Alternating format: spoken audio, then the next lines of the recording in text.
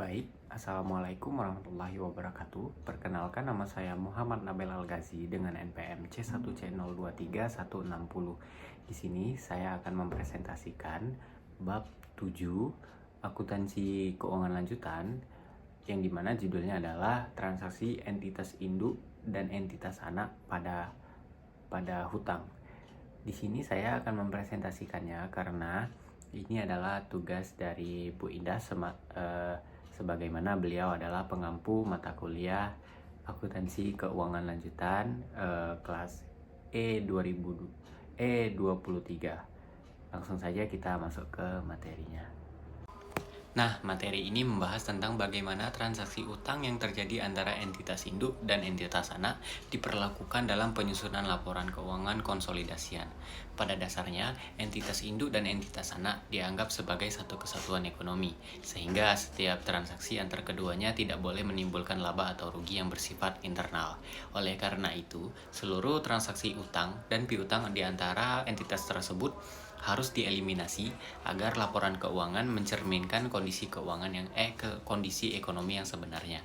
Sebagai contoh, jika PTP memiliki 100% saham PTS dan memberikan pinjaman sebesar 500 juta rupiah kepada PTS dengan bunga 5%, maka baik piutang maupun utang, serta pendapatan dan beban bunga yang timbul, semuanya harus dihapus pada saat konsolidasi. Ini dilakukan supaya laporan keuangan gabungan tidak menampilkan pendapatan atau beban yang sebenarnya yang hanya terjadi dalam satu kelompok usaha yang sama. Selain pinjaman langsung, transaksi utang juga bisa terjadi dalam bentuk pembelian obligasi antara entitas induk dan entitas anak.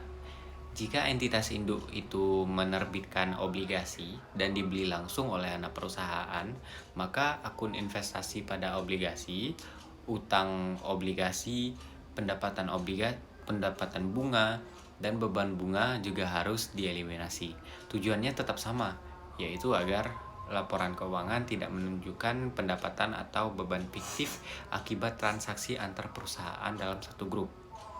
Namun, jika pembelian obligasi dilakukan bukan pada nilai par, artinya harga pembelian berbeda dari nilai nominal obligasi, maka bisa muncul diskon atau premium obligasi.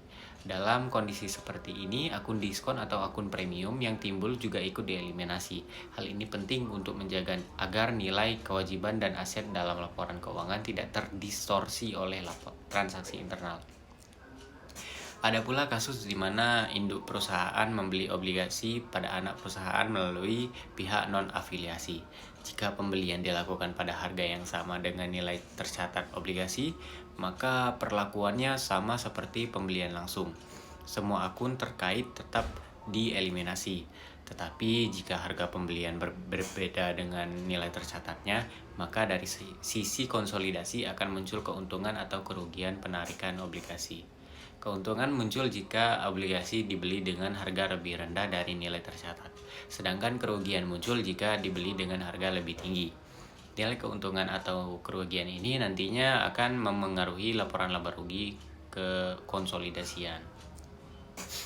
Kesimpulannya teman-teman, setiap transaksi utang, piutang, dan obligasi antar entitas dalam satu grup perusahaan itu harus diperhatikan dengan cermat. Semua akun yang menimbulkan dampak antar perusahaan itu wajib dieliminasi agar laporan keuangan konsolidasian benar-benar mencerminkan posisi keuangan dan kinerja grup secara menyeluruh tanpa pengaruh transaksi internal. Baiklah, sekian materi dari yang saya sampaikan. Mohon maaf jika ada kesalahan dalam saya bertutur kata. Saya akhiri. Wassalamualaikum warahmatullahi wabarakatuh.